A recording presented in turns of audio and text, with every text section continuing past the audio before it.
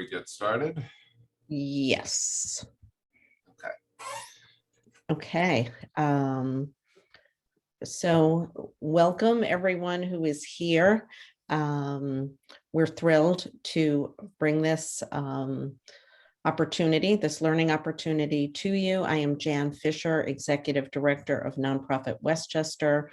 We're going to jump right in. I want to thank and introduce Seth Diamond, who is an NPW board member and the CEO of Westchester Jewish Community Services, who made sure that I saw and had this information and that we brought it to the public. We also have here with us Rich Leimsider, who wrote an op-ed which took hold and really unselfishly made sure that as many people as possible had this information. So thank you. And to Carolina Rodriguez, who's here to help support us with any questions you may have. A reminder to please mute yourselves and to put any questions in the chat. Suzanne Gardos and I will be monitoring that, but I would like to introduce Seth Diamond for some opening remarks. Thanks, Seth. Thank you, Jan, and good morning to all my nonprofit colleagues from throughout New York State. As Jan said, my name is Seth Diamond, and I'm the CEO of Westchester Jewish Community Services. And on behalf of Nonprofit Westchester and our other sponsor, Nonprofit New York, we're very excited to be with you this morning. We all know that student debt can be a crushing burden, and I've seen many of you refer to the loans you have in the chat already. And while a program has existed for many years to theoretically help nonprofit workers get relief from that debt, the reality was that what we really experienced in trying to use that program was not relief, but frustration. That has changed, and we have one of our nonprofit colleagues and a friend of mine, Rich Leimsider, to tell us about it.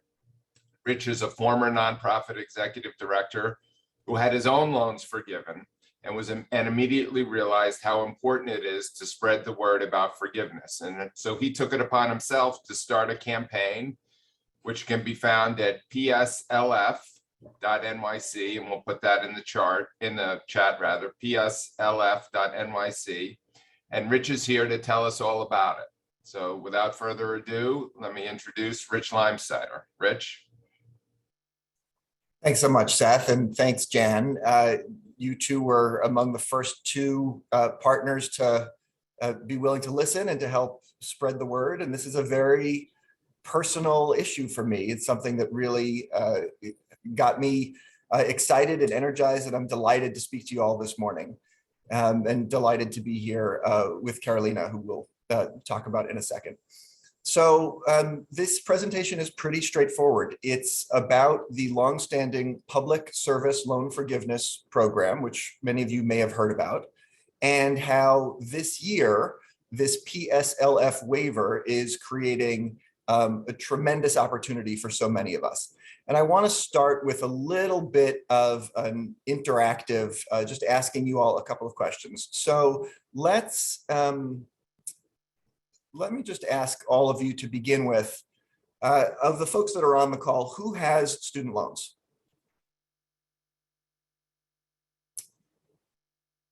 And so overwhelmingly, we're running at 96% of the 96% of the folks on the call have student loans right now. So we know this is a group, and I think you can see the poll in front of me. Folks, give me a thumbs up or a thumbs down. Can you actually see the poll results on your screens? Great. So that's a good way to start to know kind of what's going on. Now, of those who have student loans, how many prior to the outreach around this webinar had heard of the PSLF program?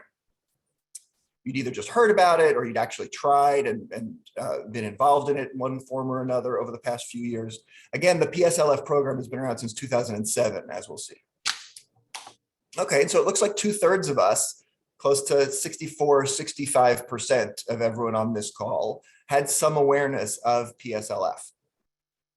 And you all are doing really terrific. We got 400 answers in about 7 seconds there. So I would call that a pretty engaged group on a webinar. And then my final question, how many of you all during what has been known as the PSLF waiver period since last October, how many have been able to use the PSLF help tool at studentaid.gov? So the help tool that the government offers to help us figure out whether PSLF is for us. And again, wow, I mean, these numbers, they're really rolling in. We've already got almost 400 responses in, what was that, 4 seconds? So y'all are doing great. So as you can see, only 20% of the group now. So we went from 95% with student loans, 65% had heard of the public service loan forgiveness program. Only 20% of us had gone through and used that help tool to really lock in to the PSLF program since the time of the waiver. And so that really helps me understand the presentation that we're about to go through.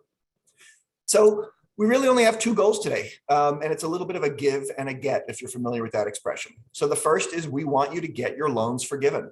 We want you to go use that help tool because that is the best starting point for everyone, even if you've already heard about or even tried to access the PSLF program in the past. Going to studentaid.gov, which is the federal government's website, PSLF, logging in and using the help tool is the best place to start.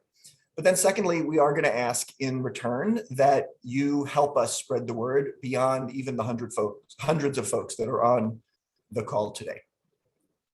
I hate to say it because it's so nice to have a large crowd, but if you've already heard enough from Jan and Seth and me, and you're ready to go try the help tool, go do it. Feel free to log off the webinar right now. That's really the whole point of today's conversation. You're free to stick around. We're going to give a lot more information. I'm going to share actual screenshots of my own loan forgiveness application process. But even if you want to click that link and do it on a side window while you're following along on the webinar, please feel free. So our campaign just started last month. Very proud to have a coalition now that includes Nonprofit Westchester, Robin Hood Foundation, Nonprofit New York, one of the larger DC 37 union locals, Carolina as our partner at EdCap. And our goal is really to help the 540,000 folks in New York State who have close to $20 billion in debt get their loan forgiveness by October 31st. These are just the numbers that qualify for this PSLF waiver. Really quickly about me, as you heard, my name is pronounced Leimsider. I'm a lifelong New Yorker, lifelong nonprofit worker. Most recently, I was the executive director at an immigration legal services organization called Safe Passage Project, a really terrific place that provides free lawyers for about 1,400 children who are getting deported. And I have benefited from a terrific but very expensive education. And fairly shockingly to me, on May 11th, I logged on to my student loan portal and I saw that my debt was zero. All of my loans had been forgiven. And all of this was because of the PSLF waiver program and a pretty straightforward piece of paperwork that I was able to complete a few months back. I'm also really excited today that we're joined by my friend and colleague now, Carolina Rodriguez. And Carolina, can you unmute and just say hi in a second? But Carolina is a financial counseling expert who works at the EdCap program in New York. And Carolina is around and available to help us with the Q&A session after this relatively brief presentation, and also to dive in, as you've probably seen already, in the chat window and try to help support individual borrower questions as we go along. But Carolina, if you're willing to say hi, that would be great. Yes, thank you so much. And in the interest of time, I'm going to be interacting in the chat. Feel free to ask your questions. There's a lot of people here, so I'll try to get to as many as possible. For individual questions, you're going to have EdCap's contact information and you can reach out to us. We hope we're a useful resource. I want to encourage everyone to really spread the word. This is the time. This is a once in a lifetime opportunity. And I cannot wait for so many New Yorkers to be debt free. It's going to be life changing. And thank you, Rich, and everyone else for having me here. No, thank you. And thank you for fighting the fight for so long and tolerating latecomers like me who kind of showed up 4 weeks ago. So our presentation is pretty straightforward today. We're going to talk about the program. I'm going to share with you my actual process and literally show you my screenshots. And then we're going to open it up for questions. Public service loan forgiveness. So this was a program created in 2007 with all of the best intentions. And the framing of it is really beautiful. Any American, anyone in the entire country who puts together 10 years of public service is eligible to have all of their loans forgiven. And even from the beginning, the definition of public service was very broad. Any government, military, teacher, cop, firefighter, most elected officials, legislative aides, security guard at a courthouse, almost all nonprofits, could be the chief cardiologist at a nonprofit hospital or the president of a university, could be a childcare worker at a foster agency. Didn't ever have to be 10 years in a row, didn't have to be 10 years with the same organization. You can work 2 years here, 2 years in the private sector, come back, do another several years in government. All of that was always true, very broad and beautiful. The problem was that it was written so narrowly because of certain bureaucratic obstacles that had to be overcome, that after 14 years, only 0.1% of eligible Americans had ever made it through. And so, for example, one of the biggest problems with the law was that if you didn't know about it on your first day of work and didn't have a certain elements of the paperwork in place on that first day, the government couldn't give you credit. By the way, the law was written. It wasn't even optional for the folks at the Department of Education.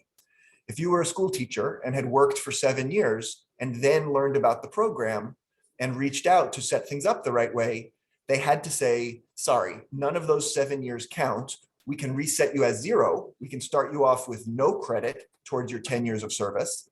The way the government always thought of it was 120 payments, 10 years times 12 months. But those 7 years you worked didn't count. And because of that, the program was a real stinker. If you Google PSLF, and many of us just have this personal experience, it's pretty much all bad news. For a long time, the news and the reality of this program was negative. What's even less known is that 8 months ago, the program cleaned itself up. So because COVID has been declared a national emergency, that opened up the Federal Department of Education to have permission to set aside major elements of the program without having to ask Congress's permission. So they chose, in a wonderful way, and due to terrific advocacy by national organizations and unions, they chose to set aside all of the crummy elements of the original law in a very beautiful way. The problem is that they were only able to do this as a temporary waiver to the law. So as with so many terrific things that government and the public sector does, the advocates advocated, the government listened, they approved this waiver 8 months ago, and then they kind of decided not to tell anybody about it. And so we're 8 months in of the 12-month waiver, and the vast majority of people have not heard that the old, not so good PSLF program has turned into the beautiful miracle PSLF waiver year. And so without going into too many of the details, because the truth is, in order to take advantage of this waiver, you don't actually have to know all of the details. The most important thing is to get to that website I shared and try again. But a couple of the things are, more federal loan types are accepted during this waiver period. That teacher who worked 7 years and didn't find out about the program until now can now get credit for that past 7 years. And that, in fact, was what happened to me. That's why my loans were forgiven in May. I was finally given credit for years and years of work that I had done that the government previously would not allow. There is, the waiver is allowing credit for periods, even if there was no payment on your loan. So if you had loans, but couldn't make a payment, you were momentarily in a period of deferment. Over the past 2.5 years, most folks have not paid on their loans. because of COVID, the loan payment requirement was suspended. All of those payment periods count towards the 120 necessary. That's a pretty wonderful thing. And in fact, many payers, if the government certifies and discovers that you've paid more than 120 periods, so for those of us who've had more than 10 years out, the government will actually pay you back for that overpayment. A week after I discovered that my loans were at zero, which was wonderful enough, I actually checked my savings account balance and it went up by a year and a half worth of student loan payments. They gave me back my money. The catch, of course, is you have to get your paperwork in by October 31st. I just realized yesterday that that's Halloween. So I think what we're going to start trying to say is October 31st may be Halloween, but loan forgiveness is definitely not spooky. We have all got to spread the word that this is something everyone needs to do. If you heard about this program, heard the bad news and were rejected, it is definitely time to try again. If you didn't think you qualified and never tried, go to the help tool, see if you are eligible. Certainly, if you've made close to 10 years, 120 payments, you should definitely take this very seriously.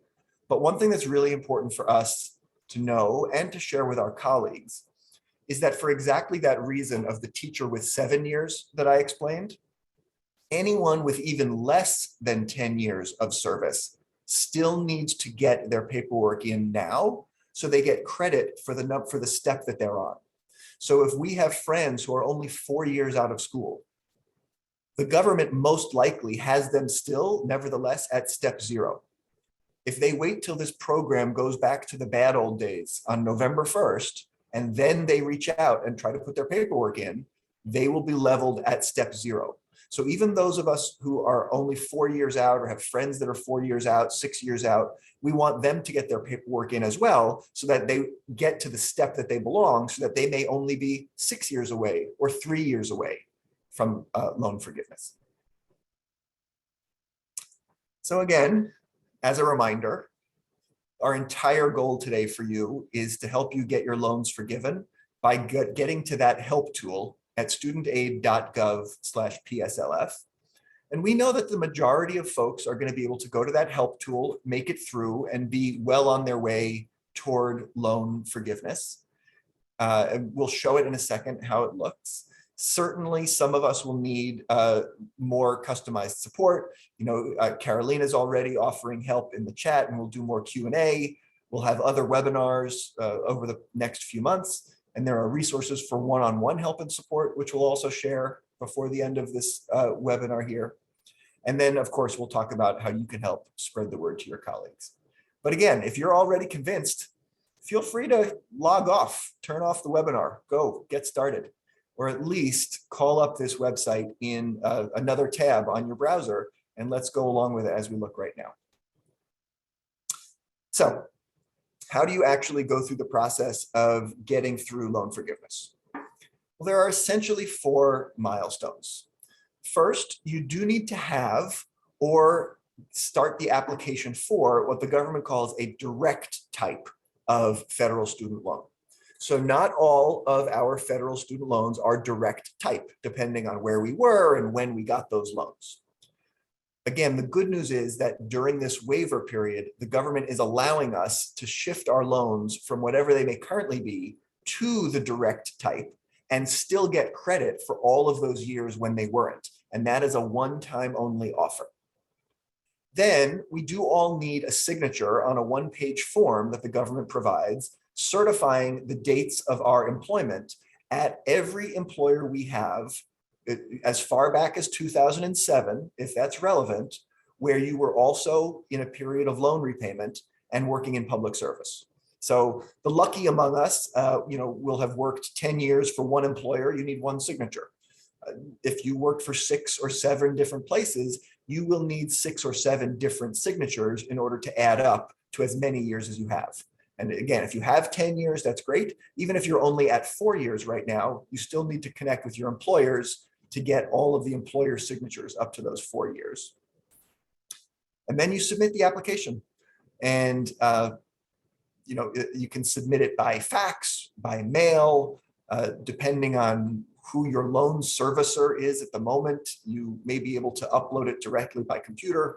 We'll talk about all that. Those are the pieces that have to happen by October 31st. For most borrowers, that should not represent more than 3 to 4 hours of work total between now and the end of October. And some of that work may just be sort of emailing back and forth with an old employer to try to get them to sign the form. After October 31st, it's probably going to take a while. The government approved only 16,000 of these things in the first 14 years of the program. In the past 8 months, they've approved 140,000. That's great. They're definitely getting faster. We know that there ought to be another several million going through the system by the end of October. And if I have anything to say about it, and Carolina and all of our partners, there will be. So there's no way they're going to be able to make it through millions of reviews and approvals in just a few weeks. So it may take a year for them to get around to forgiving the loans. But the most important thing is to get through these first 3 milestones by October 31st. So here's the website we've been talking about, studentaid.gov/PSLF. You'll need a login, and if you've already used studentaid.gov, you may have one. If not, you find your social security number, you get a login and a password, and then you're able to use what is called the PSLF help tool. Now this website, it's wordy, it's a little clunky, but it's actually not bad. It's pretty straightforward. There's good information about the PSLF waiver on the government's website. And so if you would like to dive in and read lots more, you can read the full frequently asked questions. You can become an expert in the waiver program. One thing that is important to flag is that they've been trying to fix this PSLF program for a very long time. So if you find pages on the government's website about PSLF, it'll have old incorrect information. There was something called temporary expanded PSLF. That's also old incorrect information still on the website. The thing that's relevant for us is the PSLF waiver.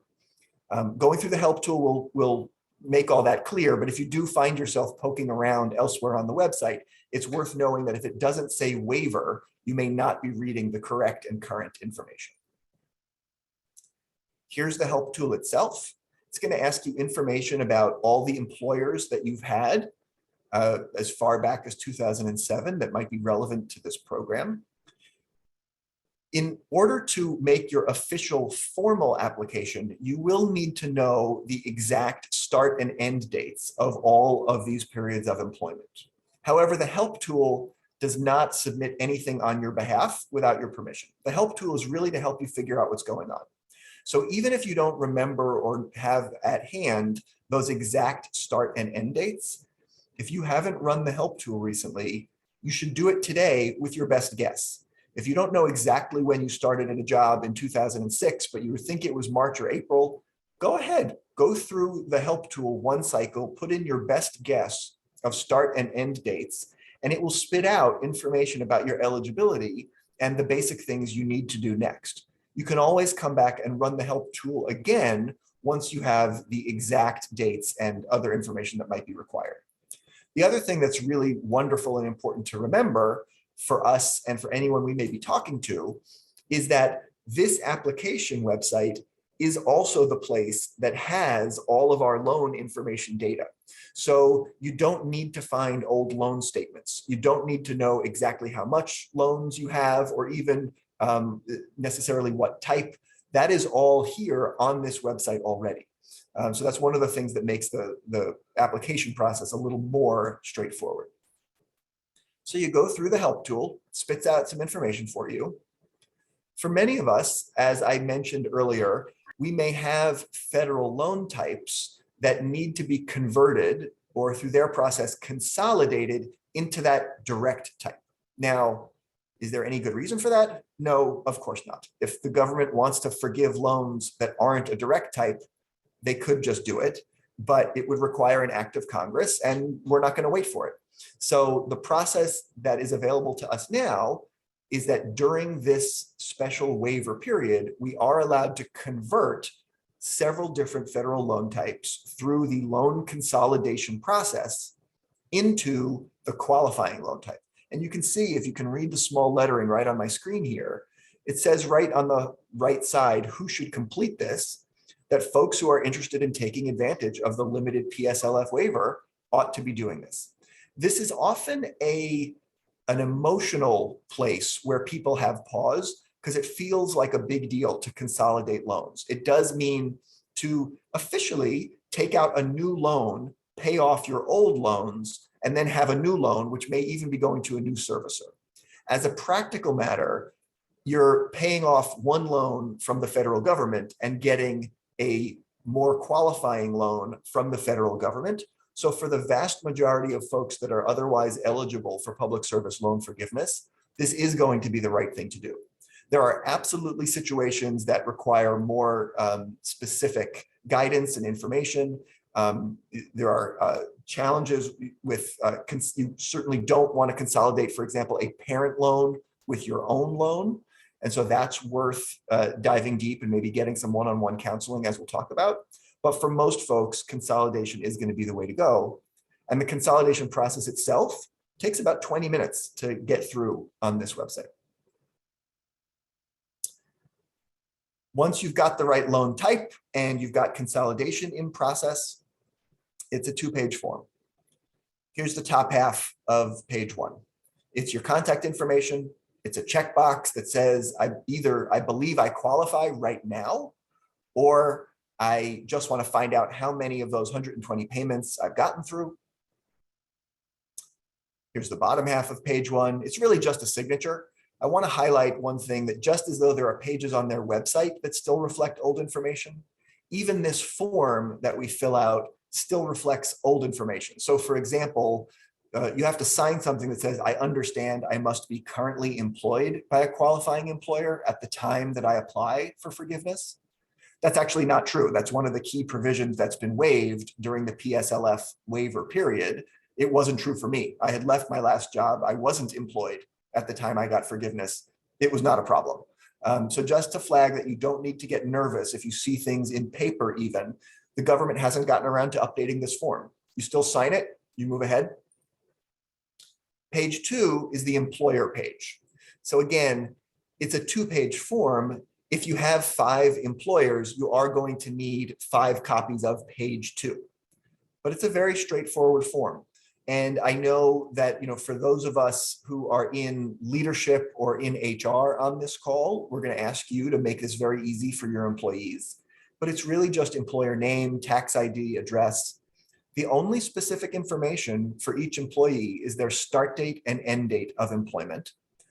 And the only conversation that can get a little challenging is sometimes when you work with a larger or more bureaucratic employer, they may say, oh yeah, we'll give you our standard employer verification letter. Well, no, of course, the federal government is not accepting that. You do need to get a wet ink signature on this page. They'll ask, is it a government agency, a nonprofit? That's all pretty straightforward. And then at the bottom, you need that wet ink signature.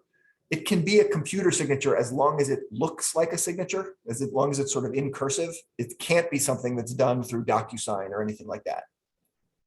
And the government does not have any firm rule on who is allowed to sign it. Any, quote, authorized official.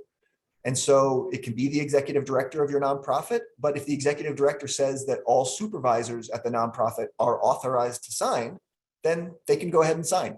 Same thing with government agencies. This is my inbox at my loan servicer. So the companies that we pay our federal loans to are the servicing companies. Studentaid.gov is the government, the single umbrella government website. The servicing companies are basically contractors. The federal government has about a dozen companies that they use to handle all the payments and customer service and things like that.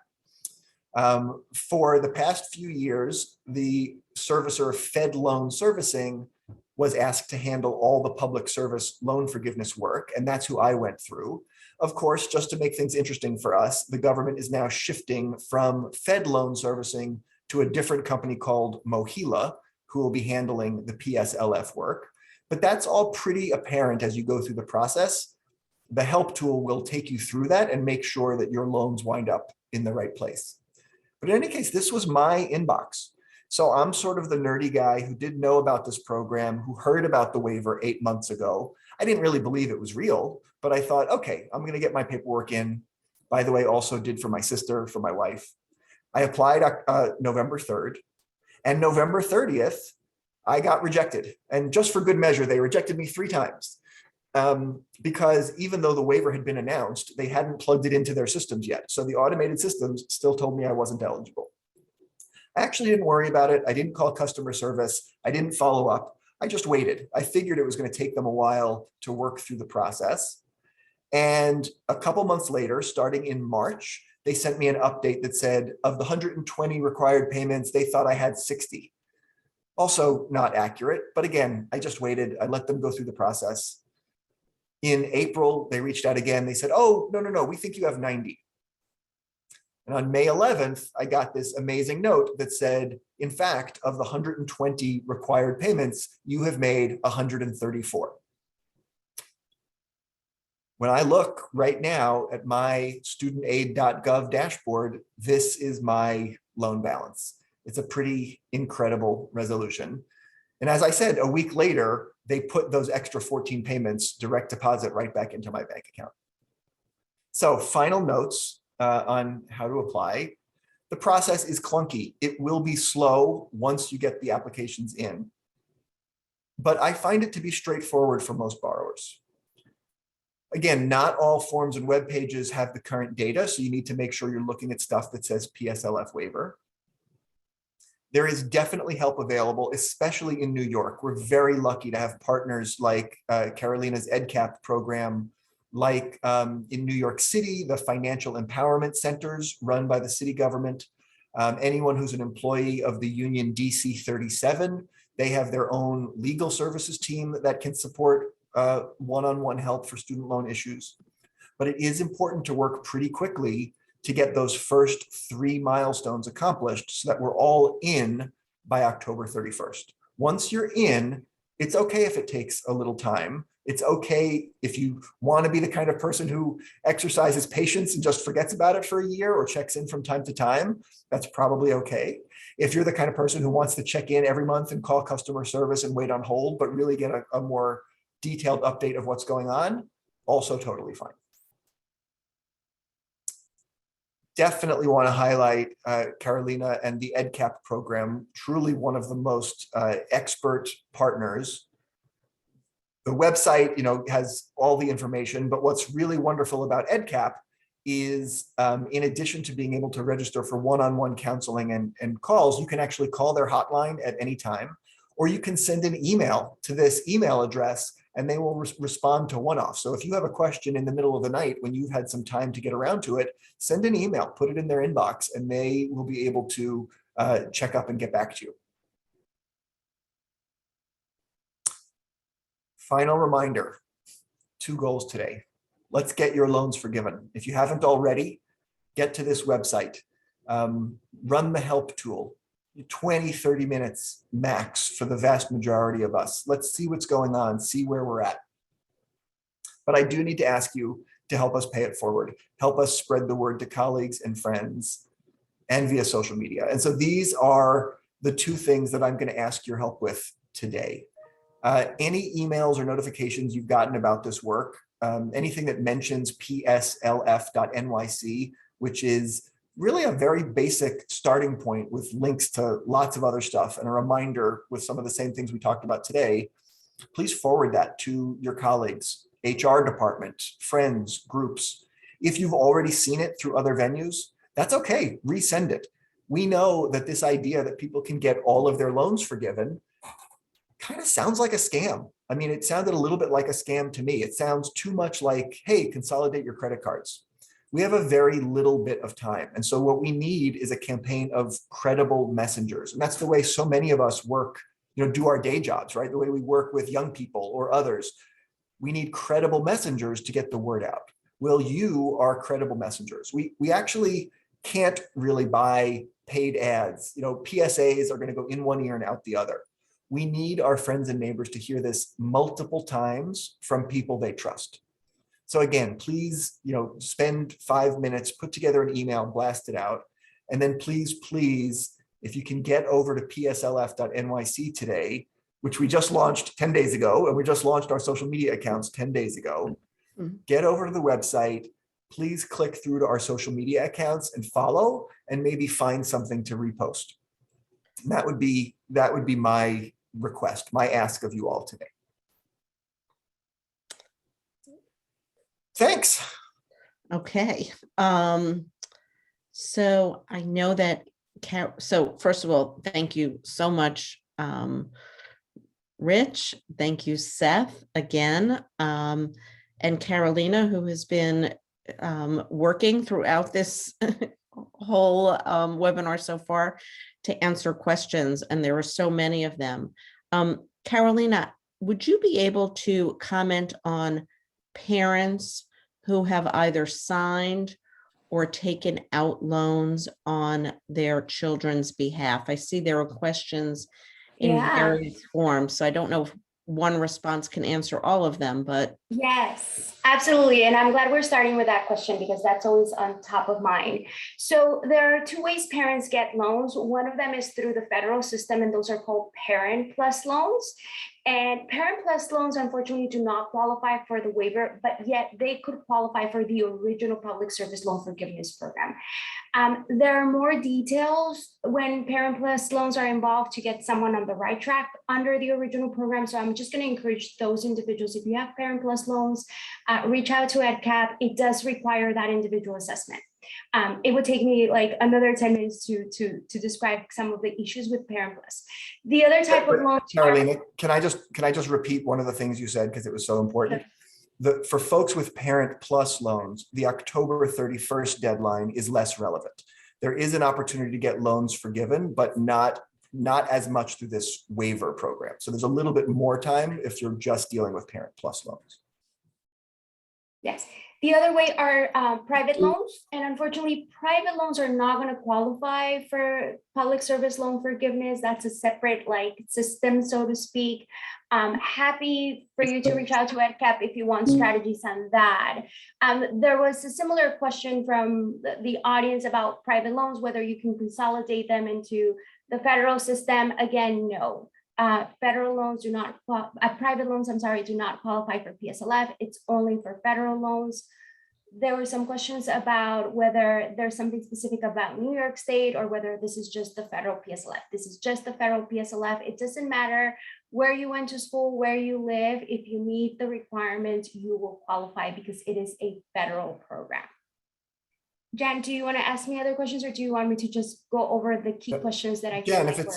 If it's okay, I think it might be good because Carolina's paid so much attention. We might just ask her to highlight the things that are most frequent. But the one thing I forgot to say that keys off what you just said, Carolina, is also to remind folks, this isn't only for people who finished their program or even passed classes. So from a racial equity, anti-poverty perspective, one of the greatest opportunities for our colleagues is for folks that are in lower wage human services positions, maybe tried a year of a grad program or a certificate program, took out federal loans, were not able to finish that program.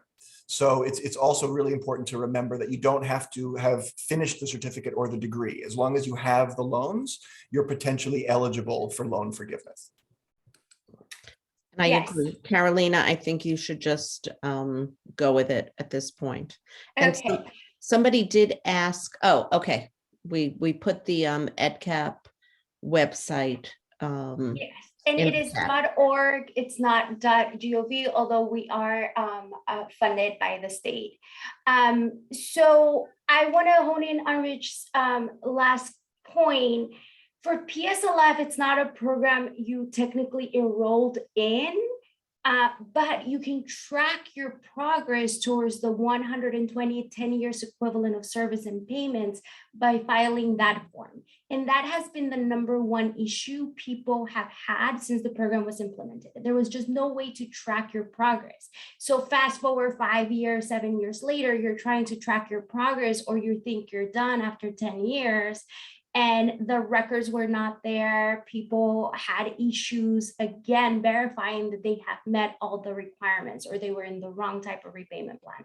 So the waiver is trying to fix all that. So the key takeaway, file that form, whether you think you've met the 10 years or whether you're in year one, because once you do that initial form, your job from that point forward is to continue submitting those forms. We recommend on a yearly basis for you to track your progress, for you to know like, okay, I am 2 years out from forgiveness. Another key point to remember, the servicer, which is paid by the federal government, U.S. Department of Education, that was managing the program is FedLoan. Many of you may have your loans with FedLoan. So if you're completing that form, you can still technically upload that form into your FedLoan account. FedLoan is leaving and they're transferring their entire PSLF portfolio over to Mohila. If you go to Mohila's website, you're going to see information there. If you are in that situation, they're going to literally transfer your loans over to Mohila. Mohila is going to have a similar tracking system where you'll be able to submit those forms and then get an outcome. It's really important for you to pay attention to your correspondence, especially as all these transitions are happening. But again, I want to highlight, you will need to submit that form to trigger a review and to get in under the waiver. There were a lot of questions about part-time work. If you were working part-time, you must average 30 hours per week for 2 or more qualifying employers. Example, I work part-time at a nonprofit, 15 hours, and then I work 15 hours at my local pharmacy. Well, that's not gonna count because the pharmacy arguably is not a nonprofit. So you can work part-time, but you have to average 30 hours per week, and both employers or more than 2 employers have to be qualifying. Another key question, what happens to the payment suspension period? I think Rich mentioned this. For those people that took advantage of the COVID forbearance and qualify, you get credit. So in theory, anyone who got credit through the COVID suspended period means that they got qualifying payments from October 2020 up until now. So you're getting over 2 years worth of payments. So when someone says, I may not have any, you probably do have some as long as you were benefiting from that relief. Another key question is, I'm still in school or I'm in a deferment or a grace period. In general, when you have an in-school deferment, that time period is not going to qualify, in part because you're technically not in repayment. Now, a lot of people go on and get graduate degrees while they're working full-time for a qualifying employer. It is possible for you to get credit if you're in repayment. I'm going to say reach out to EdCap if that's your issue or that's something you're looking forward to, because it requires some strategy. It might apply to some loans and it might not apply to other loans. One thing to understand about PSLF is you must reach the 120 for each loan. Most people start repayment at the same time and they make one payment that it's allocated to the multiple loans. So in theory, you should be done at the same time for all your loans. However, we do see that some people had undergrad loans that they might have started repaying way back. So you want to make sure that when you submit your PSLF form, you're paying attention to any payment count discrepancy during the waiver period. If you've consolidated your loan, especially recently, you should be getting the most credit on all of the loans. So if you had an undergrad loan that you started paying back in 2010 and you consolidated them, then they would get credit. A little bit more complicated. If you have questions, again, reach out to EdCap. My staff did remind me that given the audience, it might take us a little time to respond to all the inquiries right now, but we will get to you.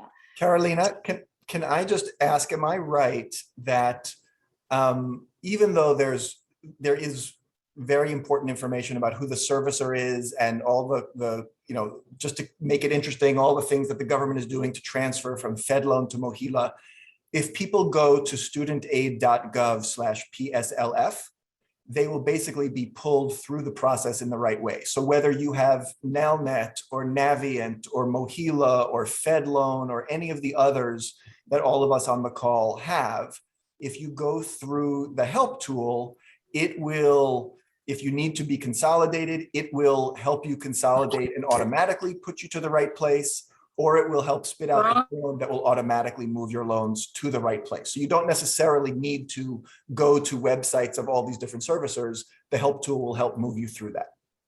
Absolutely. And you brought up a really good point. So studentaid.gov is your friend, and I will give you a preview that the federal government is working to developing a streamlined process where eventually your main point of contact is going to be studentaid.gov. If you don't have an account, get an account. You're going to need it for the PSLF form.